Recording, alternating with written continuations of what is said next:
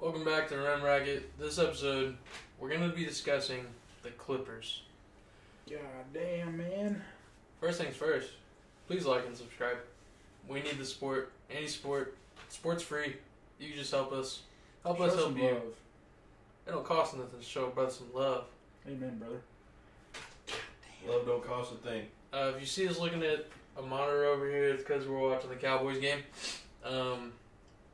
Quick fun fact. Stat-wise, Dak Prescott has better stats all year long than Patrick Mahomes. Crazy. That was so fun. I'm going to bring a new segment to the table because we're lacking. Crack-a-lackin'. What? We're crack-a-lackin'. I'm going to call it... I'm not going to call it anything. It's just going to be a start bench cut. Here's your players. De'Aaron Fox. Oh, Tyrese Halliburton. Shea Gilgeous-Alexander. first off, seen this the other day on the internet. On the interwebs. That's cool because I put it together.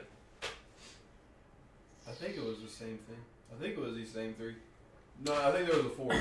Okay. There was a fourth. I'll go ahead. I'm going to start De'Aaron. I've always loved De'Aaron. Like, I tweeted back in, 2017, I was like, future MVP? Just as a gimmick. But I like De'Aaron Fox a lot. And then I'm going to bench Tyrese. And I'm going to cut Shea Gilgeous-Alexander. What? No. That's I'm just crazy. saying, I think Tyrese, what he has bringing to the Pacers this year is, unheard of. He's responsible for, half of their points off really, really good efficiency. Defensively, he's really good. And I feel like there's defensively,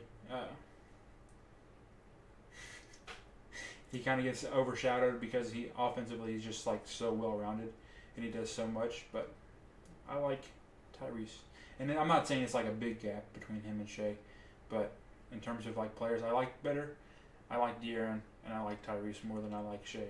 But I love Shea a lot, so don't hear what I'm not saying. I mean, I'm not trying to knock Shea Gilgeous-Alexander at all. I'm going to start Shea. I was looking at the Thunder are fourth in the West at 11-6. They have a really good squad. Damn it! Sorry, Cowboys scored. They have a really good squad around them. Good pieces, and he came up off being in LA, and he came to Oklahoma, and now he's an all-star caliber point guard. I would say MVP, but in a league where most of your MVPs are going to be forwards and centers, I don't see him winning anytime soon just because of who's all in the league, like Jokic, Giannis, Luka, etc. But he is definitely on that caliber. He's the only player in the start bench cut that is, I believe, top 10 in the league right now, out of everybody in the league. So, with that being said, you got to start that. Bench De'Aaron Fox. Again, great team. He's got great pieces around him. He's a great leader. He can do almost anything you need him to do. Anything you need from him, he can do it. He's good in the clutch. Like I said, good at anything. Good on both sides of the ball. Brought the Kings into the playoffs first time in how long last year? I think it was 13 years. It's been a minute. And then cut Tyrese. No disrespect to Tyrese, but I feel like his ceiling is still high. I feel like he could still reach a lot. Like I said, he's killing it this year in Indiana, but I know he could take a couple more steps and be greater than what he is right now. So with that, I'm just gonna cut him out. There you go. What's yours, Jordan? You're going to have to kill me. I can't. Nope. Oh, come on. I don't got one. I can't. Come on, man. I literally can't. How are you gonna answer that question? No, it's for you guys. Question was for you guys. I mean, it was hard because I don't personally. I like Shea a lot, and I don't want to cut him. But if there's a gun to my head and I have to cut a person, then I like De'Aaron Fox. I'm a bigger fan of De'Aaron Fox than I am of Shea, and just because I've liked him longer. And Shea's game I've just been familiar with for a couple of years now. De'Aaron's been in the league since 2017. And whenever he was in college, his battle against Lonzo in the tournament that year, Kentucky versus UCLA, was one of my favorite games ever. as a UCLA fan, it was like hard to say that Lonzo got cooked by De'Aaron Fox, and ever since then I've just really respected him and liked his game. And then Tyrese is just, what he does is just something you haven't seen out of a point guard in a long time. Like you saw it the stat wise with like Westbrook, but the efficiency wise is what just makes him, crazy. So I'm a big Tyrese fan. All right, are we ready to get into the? I feel like now every week one of me or Jacob has to ask the start bench cut question now. Okay, let's do it. We all pick We one can every week. alternate, yeah. The meat of the video, meat and potatoes. Let's get into it. Right now, currently, at this very time, recording, before they play the Golden State Warriors and probably win, the Los Angeles Clippers are 10th in the standings. They're 19th in points per game, 12th in rebounds per game, 25th in assists per game. Andrew Wiggins is ruled out. 8th in opponents' points per game, which means they allow the fewest points. They're the 8th team you got it, right? You get it? Cool. Like the video if you get it. All right. If you don't, Also, if you don't get it, comment. Give us your start bench cut in the comments. Which ones are you taking? So with that being said, the Clippers defense before James Harden was ranked, before they acquired James Harden, was ranked 10th. Today they're ranked 19th. But Harden has been a decent defender. The last couple of games, the first couple of games he was there, not really that. But last couple of games he's been pretty good. With that being said, I think that the Clippers, if they want to hang their hat anywhere, it's got to be defense. They have Paul George, they have Kawhi Leonard, they got two of the best lockdowns in basketball. I think that's where they're going to have to hang their hat. Kawhi, one of the best defenders in basketball history, like altogether. Like people tend to forget that guy was a back-to-back Defensive Player of the Year winner, and that was just whenever he was playing more of like not a big role in San Antonio, and he was just like their defense guy. But he's the claw for a reason. He's got humongous hands, and the guy can play defense better than any other like wing spot in the league. You could argue, like he's that guy. Yeah. I also believe that they're ranked 19th in defense right now, so they're kind of just at the bottom of the pack in everything. So for the Clippers, here's the other problem. The Clippers have no future. Both Paul George and Kawhi Leonard can opt out this summer, and Harden's deal is up after this season. The only person that would be left is Russell Westbrook, and he has one more year left. But hypothetically speaking, you could lose 3 or 4 superstar talents after this year. That's a problem. They don't have a future. They have nothing. They gave all their picks up for Paul George. Which some people, every time Paul George has a bad game, there goes that image of what they had to give up to get Paul George.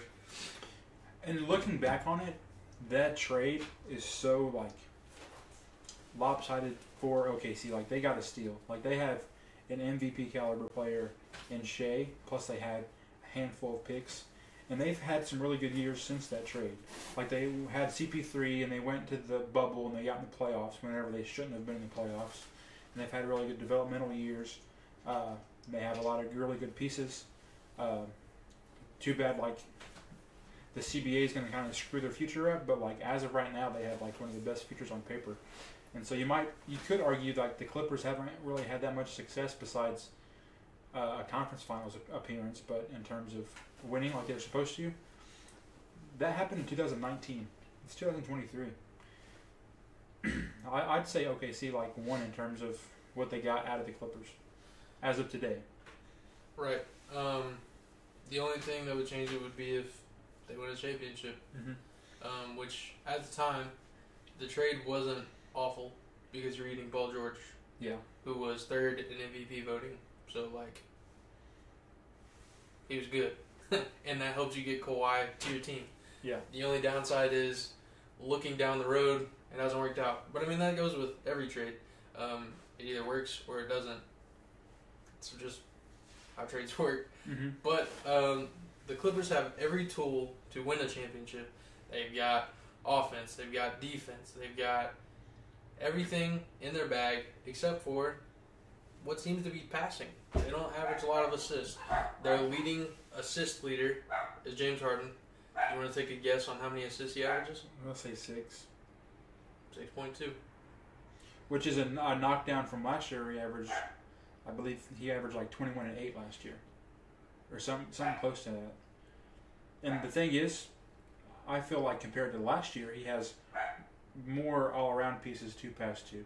Last year, he had Embiid, Tyrese, Tobias, but I feel like in terms of like top to bottom roster, talent-wise, if you're just looking at it from how they should be playing, Harden has a lot of pieces. And he should be able to get the ball to those pieces pretty effectively. Like Zubac, very efficient guy. Feed him and it's barbecue chicken. Kawhi, Paul George, both very consistent shooters. Both very consistent finishers. And then Brand's going blank. Yeah, you have like Bones Highland. What's his name, dude? I can't think.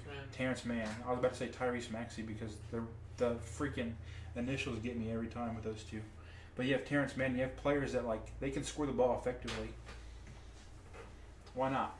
You guys think that from looking at it now, like what all they gave away for James Harden, like you think they legitimately lost that trade now? Obviously the Sixers are doing great without him. No, I think the Sixers... Obviously the Sixers are doing great without him, but you think they gave up too much now? I don't think so.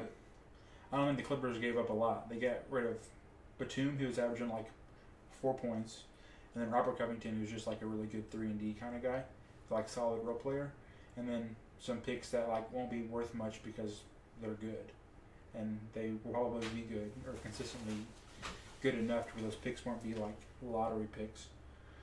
So as of today, 3 weeks into the trade, 4 weeks into the trade, I don't think it's a bad trade. I don't think the Clippers lost out on it. I don't think it's a bad trade either, but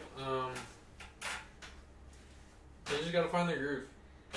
If they don't find a groove, then it's chalked. It's over.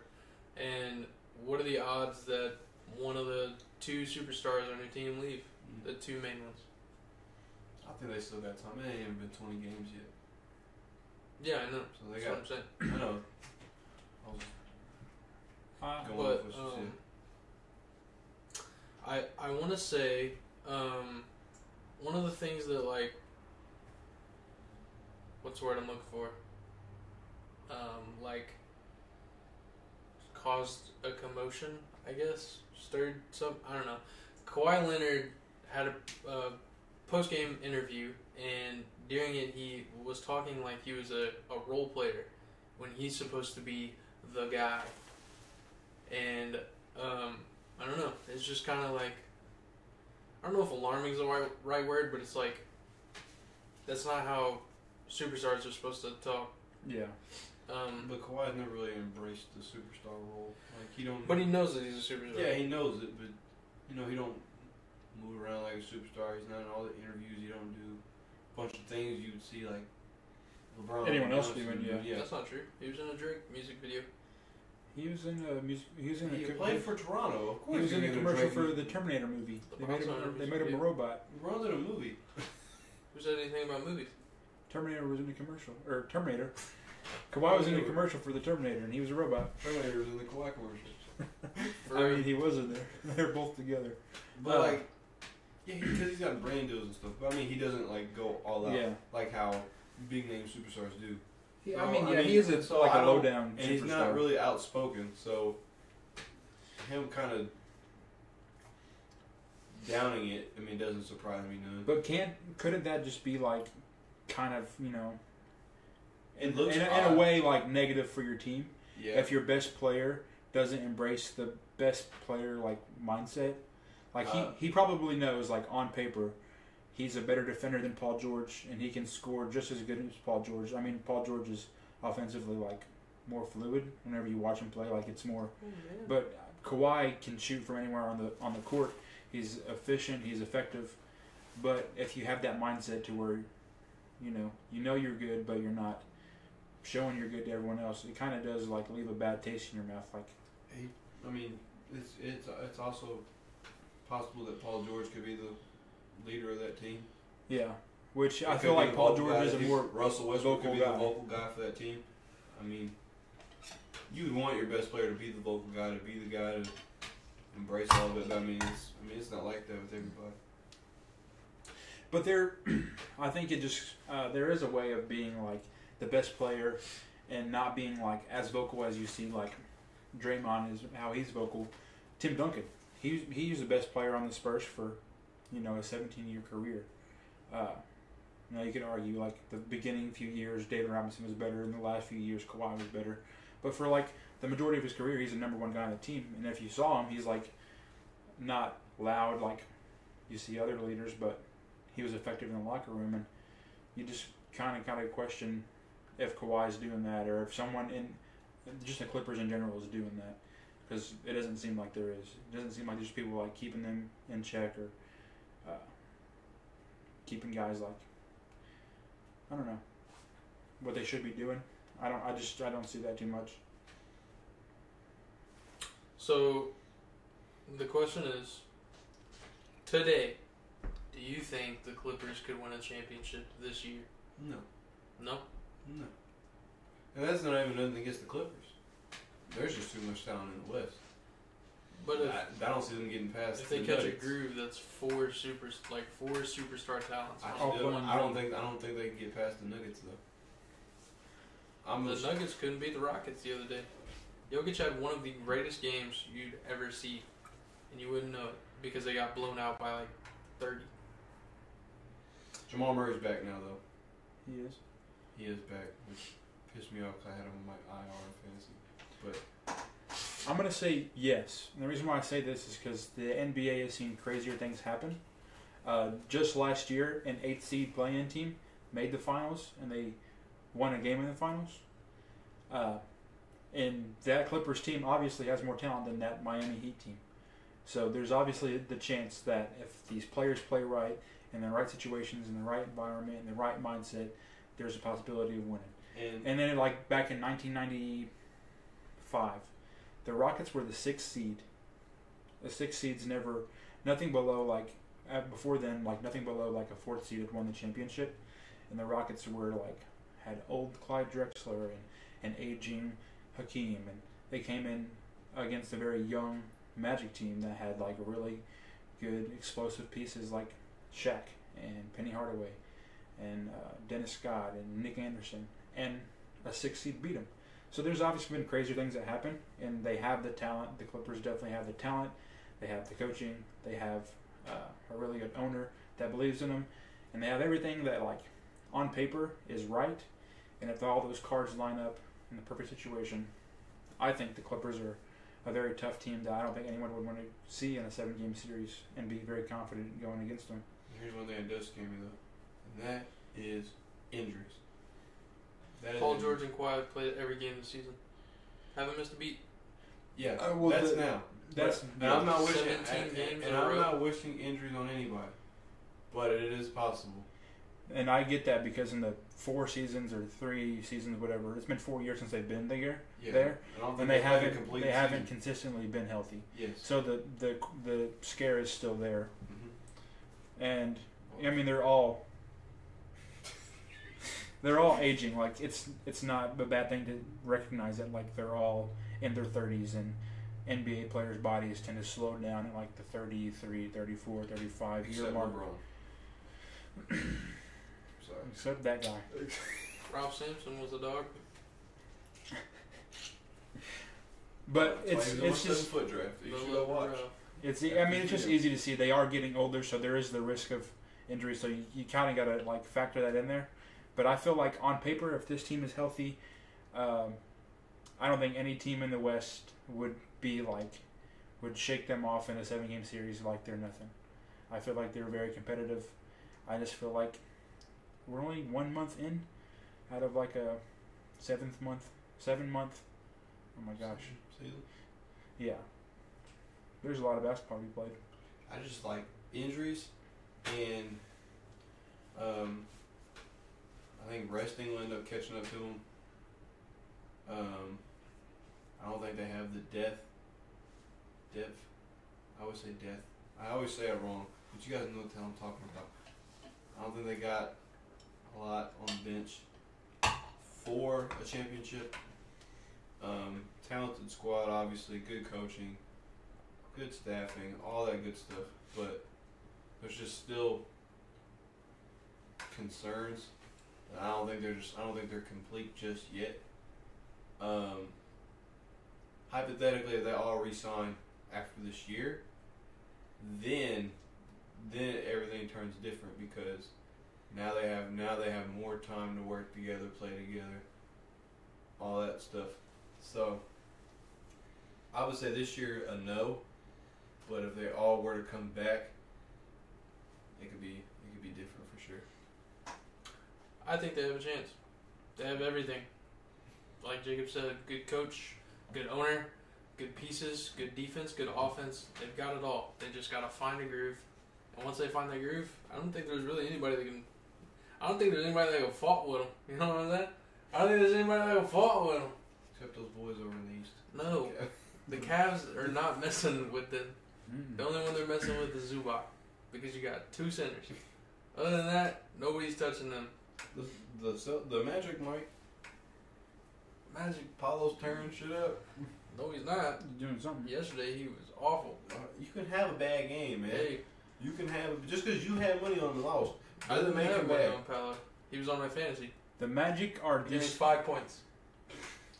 He's 5. He's on one of my teams, too, so don't feel The bad. Magic are a better version of last year's Jazz. The team that was like not supposed to be great, but like They're, has still, good they're upside. still second in the East. I know. I'm just saying, but like last year at this time, the Jazz were third in the West, and then they ended up being like 11th or something. Not saying the Nuggets or not the Nuggets. God dang. The Magic are gonna fall. I think the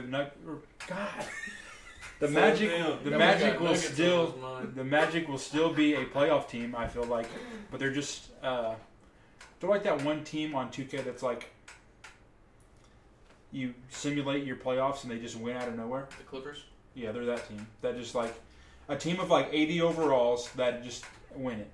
And I just think they're gonna fall probably to like a 6th seed and by the end of the year, but a little bit better than last year's Jazz. Is how I'm seeing them. I don't think they're like a serious contender in terms of championship aspirations, at least this year. In the future, for sure. Do the Clippers have their pick this year? Do they have any They picks don't from, have anything. They don't have a pick from anybody else either? Anything. Nah. I don't think they have anything. Dude, I could be wrong, but they traded like 5 picks know, to get Paul George. they gotta Yeah. try to... First round They picks. gotta try to get some picks from somebody. There's no way they can do that without losing bench depth. Because drafting, I think... And I feel like their depth isn't even that bad. Like whenever you think, Russell Westbrook, Terrence Mann. it just doesn't Bones go Highland. deep. Like, literally, but like those three. whenever you think of bigs, they don't have a lot of bigs besides Zubac. So You like, got Daniel Tice. He's alright. He's Was not. that- he's was only that- all right. was that Corey No, Joseph? he's only all right when he Daniel Tice is plays solid. in Boston. No, he's only solid. Boston. He only will Boston put his solid. body on the line no matter what. He'll get In dunked Boston. on 20 times. I a saw him game. play in Chicago for like 30 games and I hated him. And then he goes to Boston and he averages like 10 and 5. And I was I like, don't where care was how that much at a he month ago? averages. He'll put his body on the line to get dunked on, but at least he's trying. He's trying. That's all you can ask for from a center, especially from a smaller one. But we have some other news. If nobody has anything else to say about the Clippers, I got some news I'm pretty upset about. I wanted to go to this college game yesterday so bad. Once I Oh my seen, gosh. once I seen that they were playing this past summer, I was like, dude, I want to go to this game. I want to get tickets because it's not that far. This team never comes around here. They met up in the tournament. Arkansas beat Duke last night, and I was so upset when I seen, because I got off work at 11. I was on the game, went to sleep. I woke up, first thing I see on Instagram is a dude from Arkansas windmilling the ball, and then everyone in the stadium's going crazy. Would you have stormed the court? No, I wouldn't have stormed the court. Oh, come on. If you pay that much money to go watch a good team, I'd go sucker punch somebody. That's what I'd do. no, you would. I'd storm the court. If being in that atmosphere, I don't care if like my favorite team just lost. Dude, That's cool as fuck to do. you know why they stormed the court? Because it was Duke, bro. Duke is 5-2. I mean, yeah, you're Arkansas. They're gonna storm the court regardless of if it's Duke or The best North player at Carolina Arkansas is fucking or- Bobby Portis. Dude, but Arkansas, they don't play Duke in season. They That's do the not. point. That's why they Exactly. stormed the court. Exactly. You but don't they'd play be someone like, that They'd big. be like Murray State. No one would have stormed the damn court. Murray State would have stormed the court. if Oh they yeah, didn't. Murray State is like. No, I'm besides saying the if Arkansas or somebody. Oh, because it's Murray State. Yeah, exactly. It's That's my Duke. point. It's like one of the I know. six one of the big best colleges blues. ever. Yeah. I know. Anyone Stop would, reminding me. anyone would storm the And they court. lost to Arkansas. What's North Carolina doing? I Nothing. did. Nothing I at all. watched North Carolina Nothing at game. all. That's fine with me. Nothing at all. I could care less. I haven't kept up with college basketball in years. But whenever it's tournament time, god dang it, we're making those brackets. Well, Wichita State carried me again. here we go. News since last episode. LaMelo Ball, he's out. No. I told Jacob to trade him to me. I want what? You I have- have I told you to trade him to me. I think a couple episodes ago. You said no. Now because you for wanted him for Kawhi. well, you would have had Kawhi and I'd have had Andrew LaMelo. So Yeah, but then I wouldn't have a point guard. I don't have a point guard anyway. exactly. So Dang. Anyways, just make it wrong. there was something I wanted to say, I'm wrong. but I don't know if it's actually right. But I want to say this is his 5th ankle injury in like Them damn 3 years. big baller brands. And what bad it is, Come on, dude. it's pretty bad. So get well soon, LaMelo. Speaking of get well soon, we'll go ahead and jump to this one. Kelly Oubre Jr. looking to make a return. I think they said Saturday. Good deal. So Good deal. he's good. Trey Murphy III returns tomorrow. Heck yeah. There you go, Pelicans. You got a shooter. 'Cause everybody else can't shoot except for Jordan Hawkins.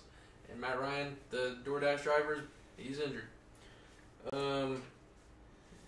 Next up, Mark Cuban agreed to sell a majority stake in the Mavericks to the Adelson family at $3.5 billion. That's a lot of money. A lot and of he gets to stay the... Like head honcho, basically. head of Yeah. basketball operations. That's it. Head of So he basketball still operations. is like the top guy when it comes to like hiring and firing and big trades and big free agents. Like he's the guy they got to answer to, as well as like making Dallas Mavericks games like at the arena fun. And he's like one of the biggest like owners that do that. Like he was on All the Smoke podcast, and he was talking about how he's the only owner in the NBA that serves a buffet of really good food to away teams, just so opposing players know how good he treats like his Zion. team. Zion loves going to Dallas for I mean, some he- unknown reason. You That's get it it. because there's a buffet in his fucking I don't locker think room. that's why Zion likes Oh, going to he Dallas. loves it. Oh, he loves a He buffet. gets free food. They got Women. You know. Everybody knows everything's bigger in Texas. Yeah. Zion, he's Dallas bound, dude. I'm telling you. But Chuck Hastings San Antonio women, so I don't know.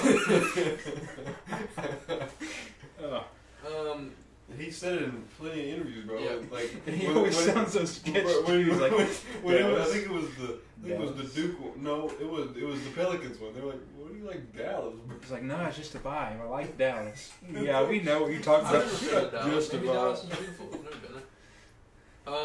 But for those that don't know, the Adelson family are like, I don't know who they're they not are. like, they are casino tycoons. Yeah. They own like a lot of casino. They make money, basically. That's what I'm trying to say. Essentially. And yeah. Mark Cuban has been wanting to get casinos in, it was either Dallas or just Texas, probably Dallas, but he wanted to get them regulated. So, the game just came back on. Somebody scored. It's been froze for like Brandon 20 Cooks, minutes. sick. Was it a touchdown pass? Probably because of Brandon Cooks, right? I needed that. Too Anyway, Oh, he's so- in my fantasy. Too many cooks. If you Takes know, a you lot know. to make a stew. What was I saying? Too many cooks. Mark Cuban has been wanting to do casinos in Dallas, so a lot of people speculate this is his move to And do that.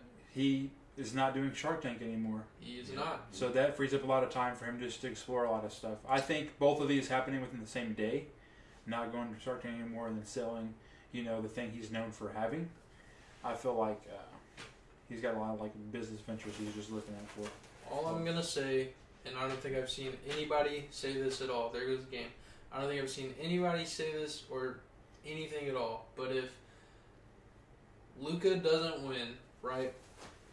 If Luka leaves, Is Dallas the team that goes to Vegas? I don't think so. He just sold it to the casino tycoon.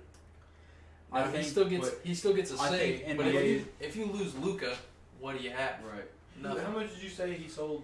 $3.5 billion. He bought it for like $285 million, netting him a $3.215 billion profit. Yep. So what? Money making machine. Why I don't think any team's moving is because the NBA has already put in bids for 4 cities, 2 cities within the next 6 years to get a expansion team. So that's just a brand new team in general. And those 2 cities are going to be Las Vegas and Seattle. And then they're going to try and do 2 other cities international. So they're trying to move back to like Vancouver and then Mexico City. Those are like a lot further down the road, but they're going to add expansion teams to Seattle and Vegas, which would then geographically shift teams like Memphis and New Orleans over to the Eastern Conference because geographically they are more Eastern than some other teams. And the only reason why like Memphis was ever even in the Western Conference is because they used to be in Vancouver, and so they kind of just had to stay in the West because they were in the West. But whenever you have teams like Vegas and Seattle back within the next 5 years or so, there's gonna be a little bit of a shift. But I don't think any team's moving. If that makes sense, I feel like everyone's pretty solid where they are as of right now. In St. Louis. Put the Hawks in St. Louis. Dude, St. Louis having a basketball team is so far out. Bro, we're Atlanta's only championship. Oh god. Look it up. Do your But homework hey, on St. Louis is popping off like their XFL tickets sell more than every XFL team, and their MLS team they just got last year is one of the highest earning. That's what I'm saying. The Lou is making some money. Missouri's popping off with their love of soccer. I feel like soccer's taken off just in a big wave in the United States just within the past few years. Like Messi coming to America is so big for soccer fans, like in general. Like I feel like within a few years, soccer is already probably the most popular sport in the world total, like by far, because everyone plays it. But now that you have like the 350 million Americans, tuning into it, that's huge. You think that was Messi's plan? Come over here. I think that is the plan of MLS going after players like the first player that MLS got that was big internationally was David Beckham, and then that was towards the end of his career, and then he retired, and then they got that Zlatan Bogdanovic or something, a really good Switzerland soccer player, comes over here and he really good for the LA Galaxy, and then Messi, who's like on paper the best soccer player of all time if you look at awards and achievements, like he's like the Michael Jordan of football, then bringing him to like the United States just opens up so many more fans. So, and the fact that St. Louis, Missouri is cashing in on that and they got an MLS team and it's doing good and they're getting a new stadium, sick. I was trying to look for a conspiracy theory. I can't find it, so I'm going to try to bring it up next episode. Moving on.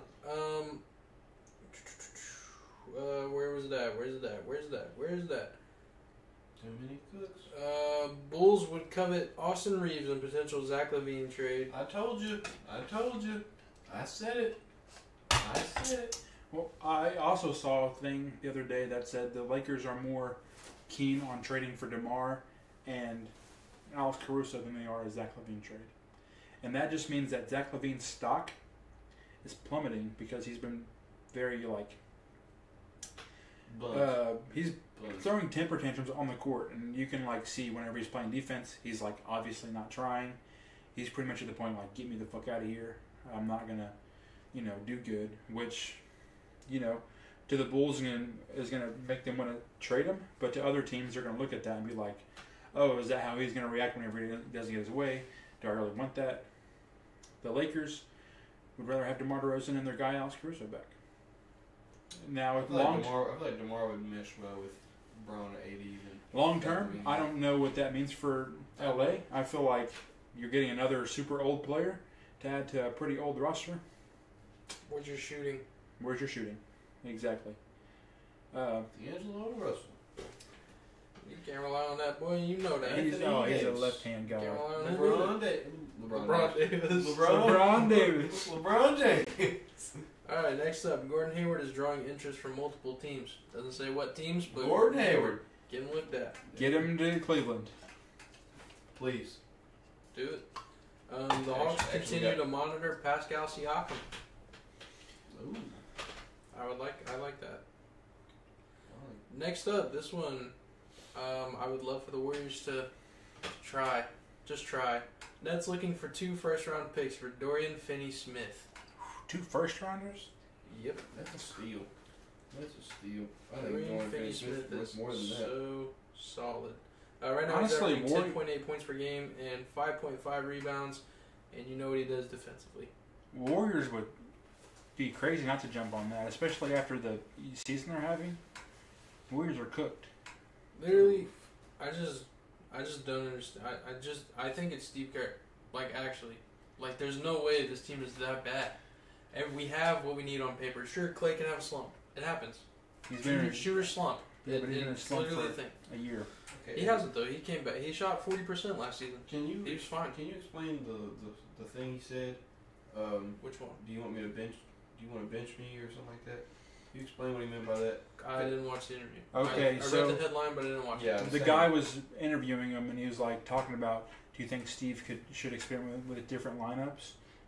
Halfway implying that maybe one of you guys should come off the bench. Mm-hmm. And Clay just got in his feelings. It's are you saying I should come off the bench? Is that what you're implying? Is that you think that would solve everything? You think that's going to fix what we have going on? And I get it.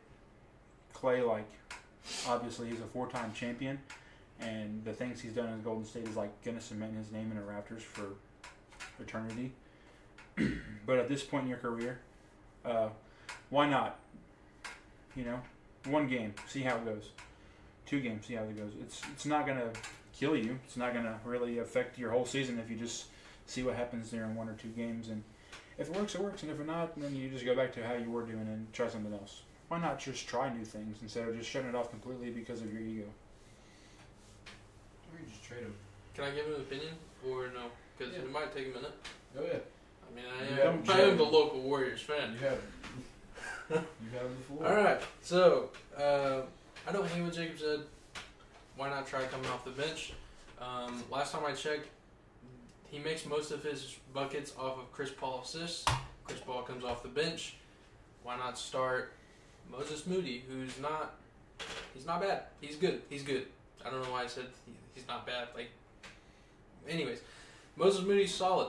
The only thing I think we're lacking, and it's crazy, which Andrew Wiggins finally had, he's had 2 good games, but he had a really good game against the Kings. Unfortunately, we can't play defense. I think our struggle is I dead ass think it's Steve Kerr. When I brought it up last time on the podcast about his record without Steph, and it was 62 and 104 without Steph. That's bad. That's a bad coach. You want to know why else? I think he's bad. He does this thing, and if you don't watch Warriors games, I'm sure you don't know, or you probably see Warriors fans complain about it. Steph Curry will get out there and he'll get hot. Guess what Steve Kerr does? He pulls him. Why? What's the reason? What's the number 1 rule? Feed the hot hand. Feed the hot hand. Why are you taking our hot hand out of the game? That's what he did against the Kings. The hot hand was Moses Moody. Guess what he did? He took him out of the game. They asked him about it, and he said, I just wanted to get Andrew Wiggins back in the game. Why? What was the rush? Moody had I'll check. Moody was balling. He was good. He was really good. Oh no, ESPN app, don't do this to me. Oh no, ESPN app, don't do this to me. Moses Moody. He also has this, I don't know if it's just he wants pride or something, but he plays awful players. Why is Corey Joseph getting minutes? I could take his spot. He doesn't need to play. He's awful. He's bad. Why is he getting that many minutes? If you want to give Steph a rest, play Moses at the 1. I don't want to see Corey Joseph on the court ever again. He's awful. He's buns. He's cheeks. Matter of fact, just cut him. Take the money. Take the gap. Moses Moody against the Kings. He was 4 for 4. He was 3 for 3 from 3 when we needed him the most. He had 11 points. That's not a lot, sure, but he was there when we needed him. He made like 2 in a row, and then Steve Kerr pulls him out. That's some fucking Josh Dowdy shit. That's fucking crazy. I don't get it. It's like having Cole go out there, and he makes 2 in a row. Guess what? I'm going to pull him. I've seen it happen. He ain't a starter. He's got to go to the bench. I've seen it happen. What is the point? And like when we did our surprise team thing, the Warriors were number 1 in bench production.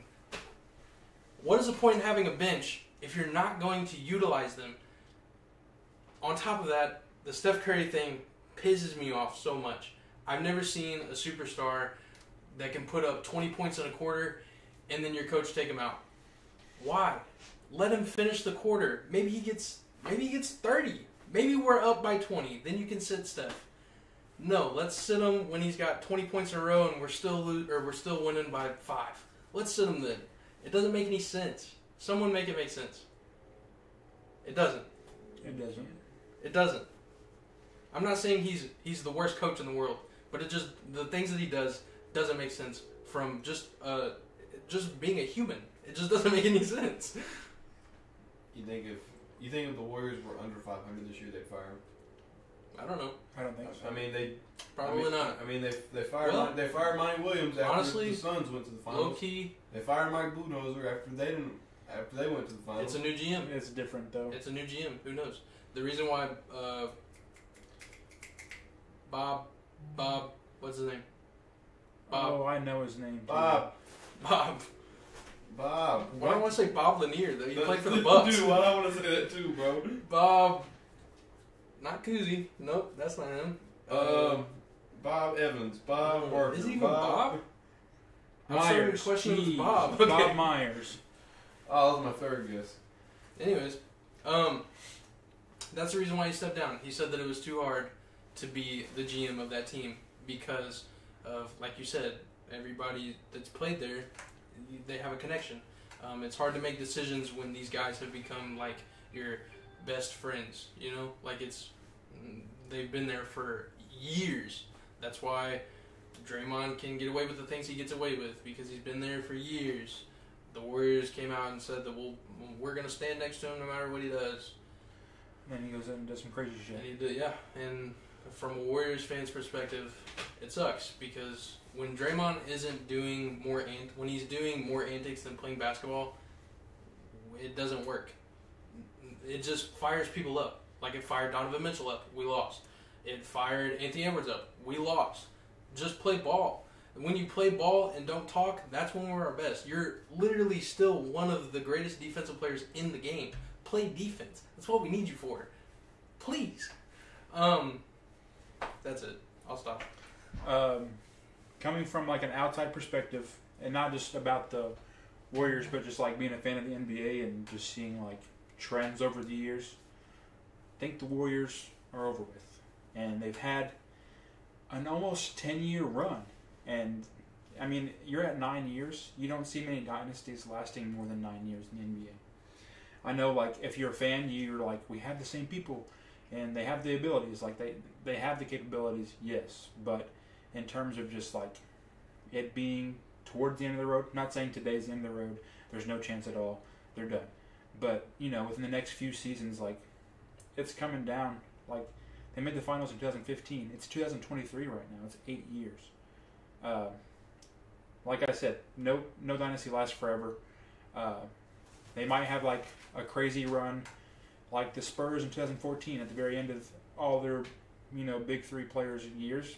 They went and won a championship against the Heatles, and I could see the Warriors going against another young team and winning one more. You know, making it 5.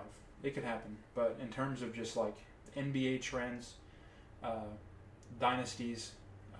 Teams that play good for a long time, you don't see them typically lasting more than, you know, 5 to 10 years. And they're in year 8. It's the end of the road in terms of multiple rings. But there's a possibility. They have a really good team now still, like player-wise. They can get another one. They could. pretty easily if the cards fall in the right places and things click right. But in terms of just like longevity for the roster they have right now, it's like the beginning of the end, if that makes sense. And to talk about the point of Steve Kerr, I think the difference in Steve Kerr versus some other coaches that have been fired is since you're 4 rings deep into this and you're 8 seasons down, you're not a fire in the middle of the season kind of guy. You are a wait till the off season. That's what I meant. Like, wait till the off season and then just say there's been like an amicable, parting ways of Steve Kerr and the Warriors. That's what I could see happening. Like that's what happened with Phil Jackson and the Bulls, and then Phil Jackson and the Lakers. Like sometimes you just overstay your welcome. You coached all you can coach, and then after you have success over time, you kind of leave. I just don't feel like if they were like playing really bad, I don't think he'd get fired in the middle of the season. If he was a different coach, maybe. But 4 rings down, I feel like the Warriors would respect him enough to be like, let him finish this year off, and then we'll just get rid of him. But like what Jordan said, it's a new GM. It is a new GM. We don't know what. But Steve Kerr's been around this game longer than that GM's been alive. It's Mike Dunleavy Jr. He's a young guy. Yeah, I guess. Well, I mean, he's had it been around the league. His dad was a really good coach and player, but Mike Dunleavy Jr. was like just playing basketball like 5-6 years ago. Probably 6-7 years ago, something like that. He played for the Bulls in 2015, 2016. But I mean, he isn't. I don't think it's he's been a long way. He gets No, I just feel like in terms of your Mike Dunleavy, it's your first year as a GM. You're not gonna do anything crazy like fire a coach that has like 11 rings total as a player in. I'd make a statement. I mean, it is all about names, and if you're Mike Dunleavy and you pull some shit like that, it's just player wise and then just league wise, it'll leave a bad taste in his mouth. The only way it would be bad is if the players don't want it, and they probably don't. But I could see, like I said, if this doesn't work out this year or maybe next year, off season comes around and like Steve, it was a hell of a run. You've done what not a lot of coaches can do. You won a ring in your first year as a coach, and you won 3 more after that. It was fun while it lasted. Let's split ways. I could see that happening for sure. The only reason why I'm not counting us out is because we do have a good roster. Like, we're not bad. I just don't understand what's not clicking. Why do we keep selling? Yeah. I don't get it. Like I said, if they wanted to click, it has to be like a 2014 Spurs run. The only good thing we got Wiggs is we got that boy Steph Curry. Wiggs, you need to be like 2014 Kawhi. Literally, Wiggs can just average 15 points. I just need the defensive effort back, please. Defensive effort and rebounds. When we won our championship in 2022, he was the second best player because he played the best defense and he grabbed rebounds. He hustled. We need that back. That's why I was putting them above the Lakers whenever we were doing our stupid rankings thing because that I was thought a crazy night. Well, both of us are wrong right now. I know. That's the NBA for you. But the Timberwolves are fucking first. On paper, it was, hey, God, we suck. Andrew Wiggins is coming back. And last time we saw Andrew Wiggins play, he was that guy. Yeah. Not the guy we have now. So, and Clay again was shooting 40%, which isn't bad. But I don't know, man. Maybe try him at the bench. What does it matter? Why not? Russell Westbrook came off the bench. Why you could try it. You still have Chris Paul with you. He's gonna find you. You get to take as many shots as you want. Chris Paul went 19 seasons without ever coming off the bench, and he gets here and he's like, "Hey, if it help you guys win, let's do it." That's literally why I was so excited about this year because they were like, everybody's bought into winning. Where's the winning? Where's it at? Please win some games. We beat the Spurs by 6 points. They got generational talent. Yeah. Never liked Klay Thompson. We got generational talent over here too. I've never liked Klay Thompson, bro. 104 pounds of generational talent. Well, we got a 6'3". He got Flat Stanley over there in San Antonio. Come get him. We got the blow up guy at the car dealership down in the post. News. There's something else. Trading Zach LaVine is the main focal point for the Bulls. Good. They want him gone. Good. You have 5 games to your record. Good. Well, guys, this is completely unrelated, but I'm selling 2019 Chicago Bulls City Edition jersey, Zach LaVine edition, if anyone would like it. It's 2XL. It has a spaghetti sauce stain on the sea of Chicago. It's in really, no, it doesn't even say Chicago. It's their flag. It's really good condition. If you guys want it, he's going to be a Bull for life. I'll sell it for $20. Bronny James cleared for return to basketball. Yes, sir.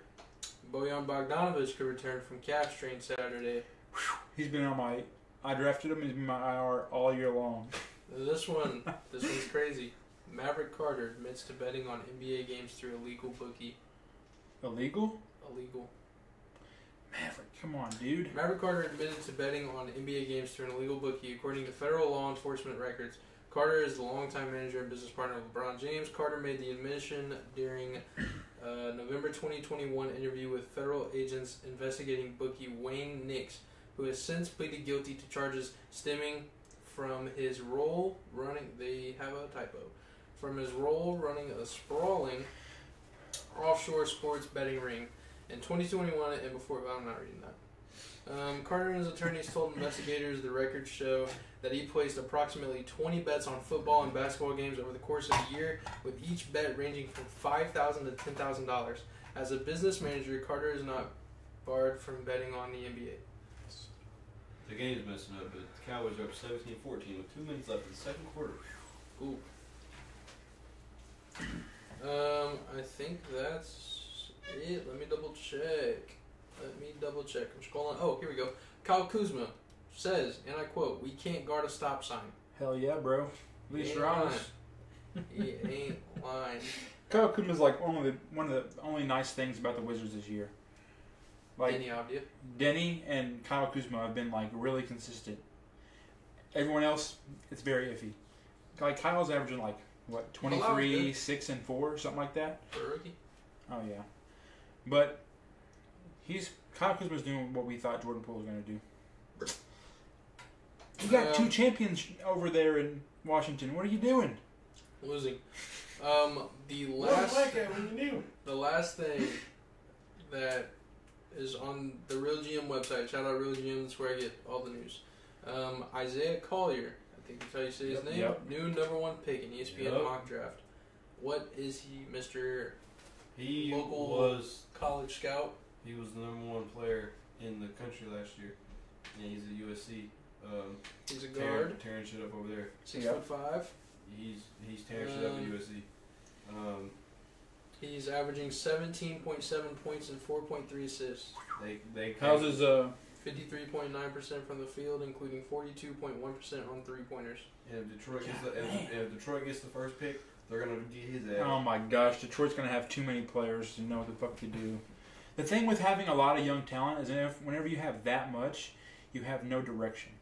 And I mean, it's good to have that young talent because you can just flip it into role players and then other assets. But whenever it's just really good young players, you don't have direction.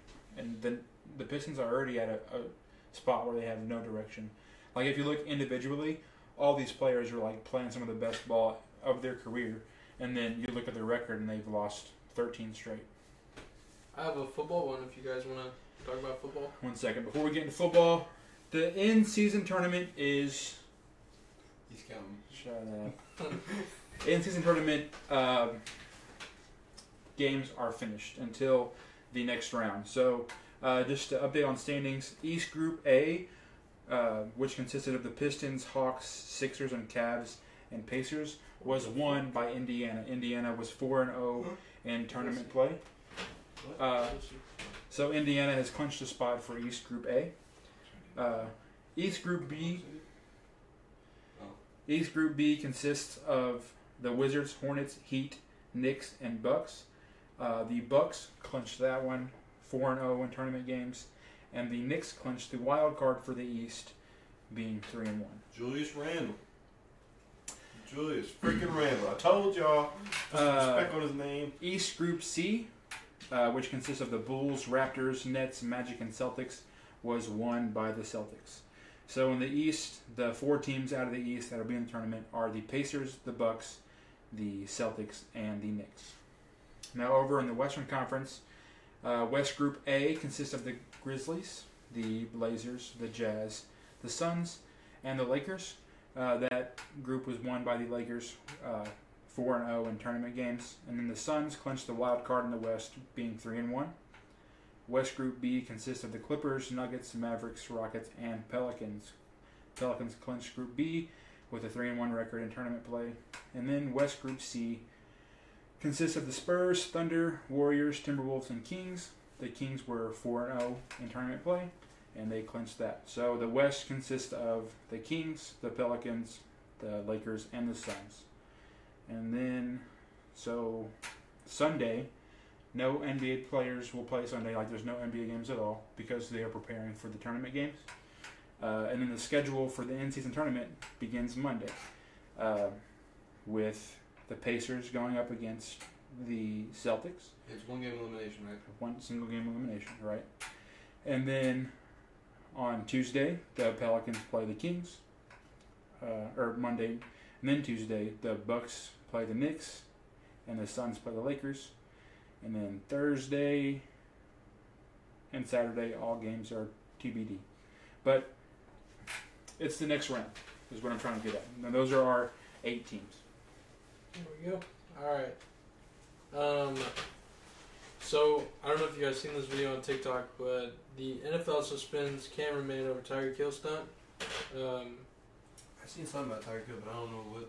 Tyreek Hill grabbed this cameraman's phone and did a backflip with it as a TD celebration, and the NFL suspended the cameraman because of it. And like, he was like, I didn't know he was going to do that. How am I supposed to know he was going to do that? He just took the camera and did it, and they suspended him for it. And everybody's on the NFL's ass because they're like, bro, give him his job back. Like, he was good at his job. Mm-hmm. And he's I don't know how old he is, but he's like... He's 20. You looked at it? Okay, he's 20. He's friends with Tyreek Hill, which is why Tyreek Hill, like, even went up to him. Like, he said that he saw him, and then he just went up to him, grabbed it, and did the thing. The young... So it's Tyreek Hill's cameraman. Yeah, but... Okay, I've seen him on TikTok. So what happened is Tyreek... So this guy had reached out to Tyreek and did some videos for him, and then this kid was going to college at the University of Miami, and then Tyreek got traded to Miami, and he messaged him and he's like, hey, since you're actually in Miami now, we're living in the same city, let me film some more videos for you, yada yada. He made some videos for Tyreek, and then Tyreek sent them off to the league, and he got an actual job with the NFL, like being a sideline videographer. And I think it's some BS. I think obviously you don't know what's going to happen. You can't control if someone's going to like take your phone and do a backflip. And the guy like jumped out of excitement because like it's cool. Yeah, it's cool. Like it's. I have the quote right here. He said that they said regardless if I knew the celebration was coming or not, I still had to be Why did it just do that? I still had to be disciplined, and that I shouldn't have jumped on the sidelines after the play. One of the best moments of my life turned upside down in a matter of seconds. I get why the NFL had to make this decision, and I wish I could have done something to prevent it, but I'm thankful for the memory Tyreek gave me. He said, this was the greatest job in the world, and I never took a day for granted. I can't thank the NFL enough for the opportunity, whether it's back with the NFL or starting a new sport. I just hope to get another chance at doing what I love. He's 20 years old. You know what's perfect? Marketing. NBA picks him up and puts him like courtside and does some really cool video. Like if he don't get his job back with NFL over something like this, it'd be really cool marketing for him to go to any other sport and do something fun, because he was just he's a very young guy who's very gifted. Like his videos, I follow him on TikTok. Like they're really good. And I mean, if you just reach out to an NFL player just on a whim and you're like, hey, let me make a free video for you, and within the span of like a year or two, you get a job working for the NFL at age 20, that's huge. This guy already has upside. So like marketing ploy, if he can't get a job back at the NFL, there's sports that would love to have someone that good and that young on their team. Whether it's like run social media or something. whether it's like working for the leagues or for like ESPN or Bleacher Report or House of Highlights or something like that. There's that girl that works. She does TikTok. She takes pictures. I want to say it's for the Detroit Tigers, but she literally does social media, so she gets TikTok views, and her job is literally just to take pictures of them like walking through the tunnel, on the field warming up, during games, stuff like that. He could easily get a job doing that. Oh yeah, he's got a bright future regardless. But I think it's just the principle of the NFL doing that is just kind of like a slap in the face. Yeah, like what? What was the point? You think Tyreek could do something about it? I don't know. I mean, you can, but I mean, the NFL, one of their biggest knocks, like as a company, is how like out of reach they are. Like a lot of players, whenever they talk about the NFL, they're like it's like a dark gloom figure that like oversees everything. It's not like a company like you're happy to go work for. Like for instance, there was a podcast where Tom Brady was talking to some basketball player, and the basketball player was like, dude, the NBA is so nice because like the commissioner is so approachable, and you can go to like the NBA offices and it's like you're happy to work at this company. And Tom Brady is like, yeah, NFL's not like that. It's like there's this guy looking over your shoulder, this big bad brooding force, and it's just like scary, but you have to follow their rules or they take you to court over the deflate gate. And it just shows you like NFL's huge, and the NFL is bigger than the NBA in terms of like revenue and streaming numbers and stuff like that. But it is nicer to have like more approachable in your business tactics than the NFL has been in the past. Like that's been one of their biggest knocks, is how they're not approachable to players or stuff like that. Finding a guy or suspending him for the rest of the season because a player grabbed his phone and did a backflip. And it's not like it's a player who's well off. It's your cameraman. I don't know how much cameramen make, but it's not NFL money. Yeah, not at all. It's not player money. So, NFL, hire him back. Give him his job back, man. It's not that serious. But you can come work at Rim Racket. You pay him? For free. Me and Jordan's salaries. Hell no. We'll split. I might have just got full time. Hey. And OGP. Hey. Yep. Does that mean a set schedule? You on a I teaming sure hope schedule? so. I think she said 9 to 6 or 11 to 8. I'm really hoping for 9 to 6. Hell yeah. Because I wanna like pack a bag and take it with me, and then after work I can just be ready to go to the gym. Hell yeah. Next football news, the last football news, just because it's crazy.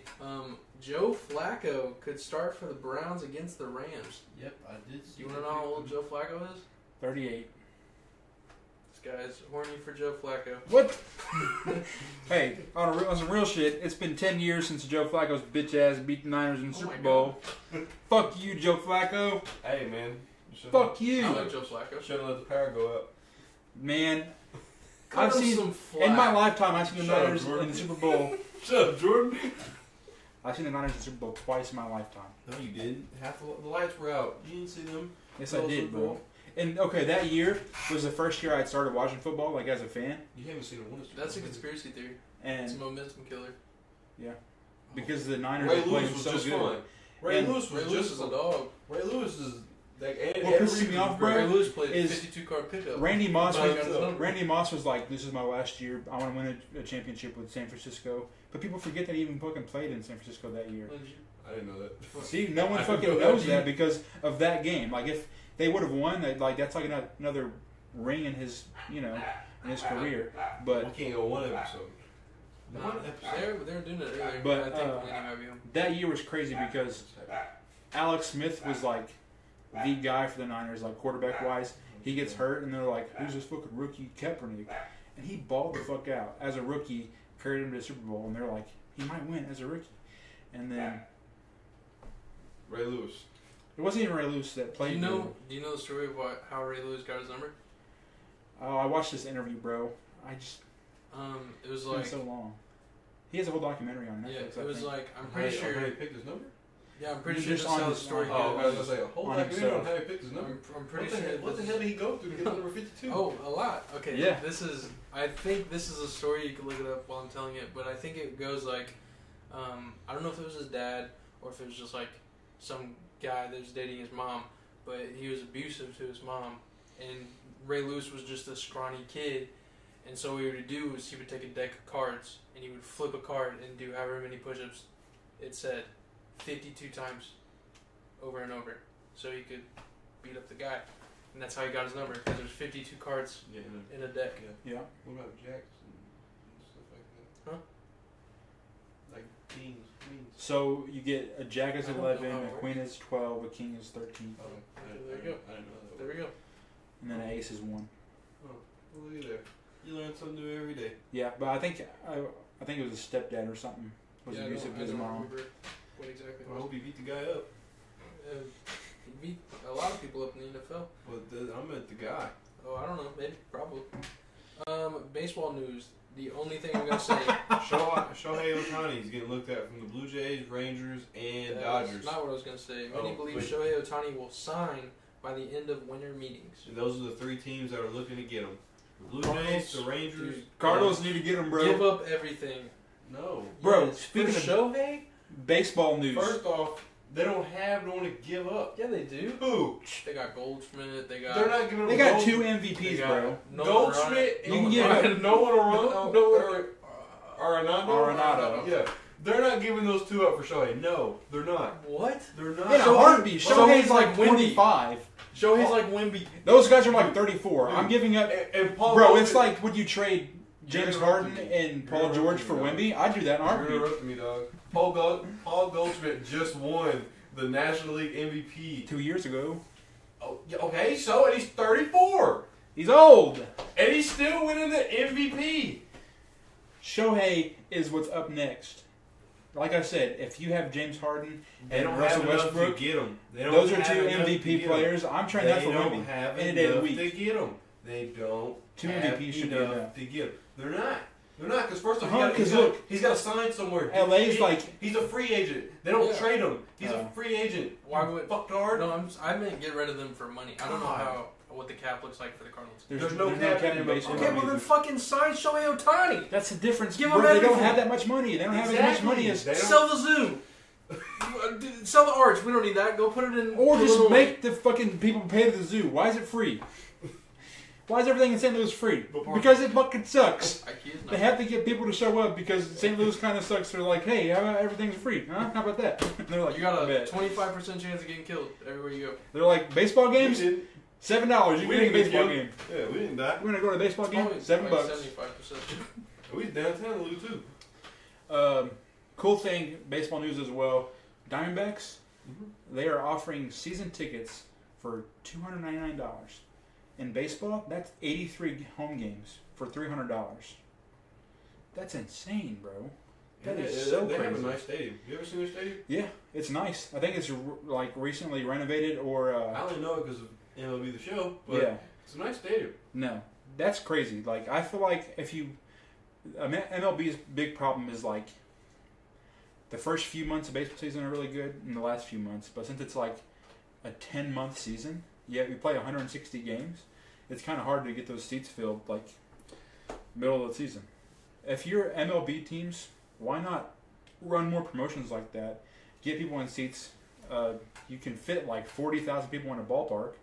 Sell them for cheap, and then you fill them up. And then people still love baseball. Like it's in person, one of the most fun games to watch. On TV, it's a little bit different. It gets a little boring, but in person, it's so interactive and so fun to go to a ball game. So, good shit to Arizona Diamondbacks. Put Shohei on the Yankees. No. Why would you not want him in St. Louis? Bro, I would You love want- I you would want- love to have Shohei in St. Louis, but Because it's he's a not fucking gonna Reds happen. fan. You want the Hawks to come back? It's not We gonna need happen. people to start going. Shohei's sporting events. not going to St. Louis. If Shohei Ohtani comes back to the Very similar Cardinals, to that. if Shohei Ohtani goes to the Cardinals, do you know how much money they would make? That'd be crazy, but they're not Okay, gonna but listen. do it. But you're not listening to the full thing. If Shohei You're not being Ohtani, for real with yourself. shut the fuck up. If Shohei Ohtani goes to the Cardinals, they make so much money. Guess what? They then become like the place, which means that they would get the Hawks back. Dude, okay, but you gotta be for real. You know St. Louis That owners was the are theory. stingy, right? They're Oh, stingy. absolutely. They're really, really stingy. That's why St. Louis is not the place. That's It's just- why there's not that's money why in they it. don't get big players. I think they got Paul Goldschmidt on a trade, and they had luckily signed no one. But the thing is, why. whenever they get these players, they end up signing. Yeah. Like, Because the Cardinals, Because they're historic. yeah. they're So historic. Shohei can Yeah, come they're over the- here and like, make us even more historic. they're the second best franchise in like MLB history in terms of like winning and Yeah. like recognizable. That STL Yeah. Anywhere in the world, that's St. Louis, right? And that's like second to Or the LA, Yankees. bitch. That's only second to the Yankees, and the Yankees obviously Babe it's Ruth. fucking New York City. Cheated. Jay-Z made that hat more popular than Babe Ruth did. Well, not the hat. I'm talking about the Yankees itself. The Yankees, they have like 26 rings. Next in line is the Cardinals with 11. Well, the Yankees are fucking Biggest myth in sports history, the Babe Ruth point. Oh. It didn't happen. Yeah. There's no way that happened. biggest what if. People think that Babe Ruth was black. Dude. If you look into it, like the I think conspiracy it makes theories, sense. What's her name? but they don't. They wanted to just paint him as like an Italian New Yorker, so What they are you didn't. talking about? What is her name? About what? Bitch that was blind and couldn't speak. Helen Keller? Helen Keller's Helen fake, Keller bro. was faking. That's That's the the big I big was one. talking about sports. Oh, There's that's no the way big she what if wrote a right book, there. bro. How can you read a book but you can't even read? What, bro? I've been seeing them TikToks of Helen Keller AIs. Messed up, bro. You tell me she went and got a degree and she can't even hear anything? Someone's lying to me, bro. Someone's got to be lying. She can't like- see, she can't hear. And she, Stevie Wonder. People are like, bruh. Stevie Wonder. Stevie Wonder. People are like he can see. I forgot there was an artist that Ray was Charles? doing a podcast. Is it Ray Charles? What did I say? You said No, Stevie Wonder, but Stevie Stevie Wonder's Both- blind they're too. both blind. Okay, I don't remember which one it is then. Stevie Wonder plays the piano. Ray Charles played like Ray Charles is dead. Steve Wonder's Ray Charles like It might be played Stevie different Wonder. instruments though. Either way, it was one of those guys. I'm sorry for getting them mixed up. I don't know. Long dreadhead. I don't remember. Okay. But You're probably one of the thinking things of was, it was an artist that said this, but he was like, I saw Stevie Wonder and I like waved at him and he waved back. Bro, there's a video. Someone on stage, like, I think Lady Gaga, like, blew him a kiss. And then they pan the camera over him in the crowd, and he just, like, catches it and blows her a kiss back. And I was like, there's no fucking way, bro. He just did that on live TV, He's and we're capping. not seeing that. He's a capper. And then one time, he's performing, and his mic stand falls, and he just picks it up. You know what? Come O.J. on, Simpson dude. didn't do it. Oh, that was He crazy. didn't do it. I gotta end this. No, did you see there's that it was his son that did it? I saw that, Yeah, though. but he like covered it up because it's his son. I think O.J. Simpson had the best legal team in the world, because they Hell exposed... yeah. They exposed the like how shitty LAPD was, like how racist they were. They had like recordings of like LAPD saying like racist stuff, like I'd like to like just dropping the N-word and just like I'd like to book this N-word, you know, Bro, yeah. I was like, No, that's what and instead of like it I'm the hoping- trial I'm hoping he didn't quote him In- because we're done. instead of the trial being That's about the Last like episode. instead of it being about the murder, they just made it they flip-flopped it all about exposing LAPD and then So it just blew up in their face and they're like, fuck, quit the guy. I'm tired of hearing him expose us, and they just like let him off. I've personally like never dug into his how good he was. So if he good, would have bro. made the league, would he have been the best? Like, Who? what was he running back? Who? OJ was in the league. OJ. He was in the league. I meant like if he Like stayed. finished? Yeah. Oh, Would he have If he been? was in today? One, no, just Or, mean like, like if he finish had a his good career. like He he did. like He the, did. He had a long one. Yes. How long was it? He played in like the 70s, and his trial happened in the 90s. So like this happened like 20 years after Oh, he deadass? retired. Yeah. Yeah. Bro, I I'm know he tripping. played. He He like- played for the Bills and did he play for the Yeah. Bills? His number was Oh. retired. It's still retired by the Bills. I'm tripping. Yeah. No. I thought Josh this was, Allen like- who? he Oh, Josh Allen at who? one point he had like the record for the most Russian. rushing yards. I gotta do my homework, I guess. Do your homework. The- Because his I whole thought- rabbit I hole thought- is crazy. I thought he made it, but he didn't. He was an I thought MVP, Offensive Player of the Year, five-team All-Pro, 5-time Pro Bowl, AFL All-Star before the AFL-NFL merger, 4-time NFL rushing yards leader, 2-time rushing touchdown leader, scoring leader in total. And then he made the All-Decades team in the 70s, the 75th anniversary team, 100th anniversary team. Damn, you missed out. He ain't that good. National champion. He was a Walter Payton.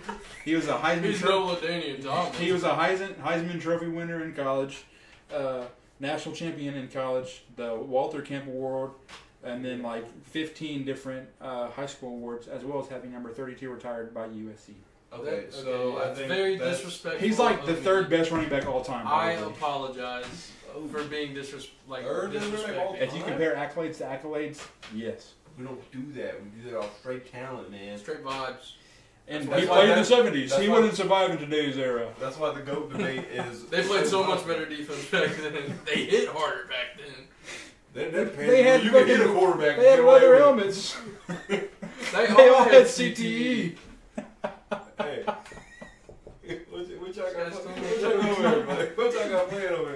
we got a bunch of fucking. Bro, a bunch of racket episodes, just conspiracy theories. I'll do it. We should do it. I'm down. I can't snap, but you get. You can't snap, bro. You just.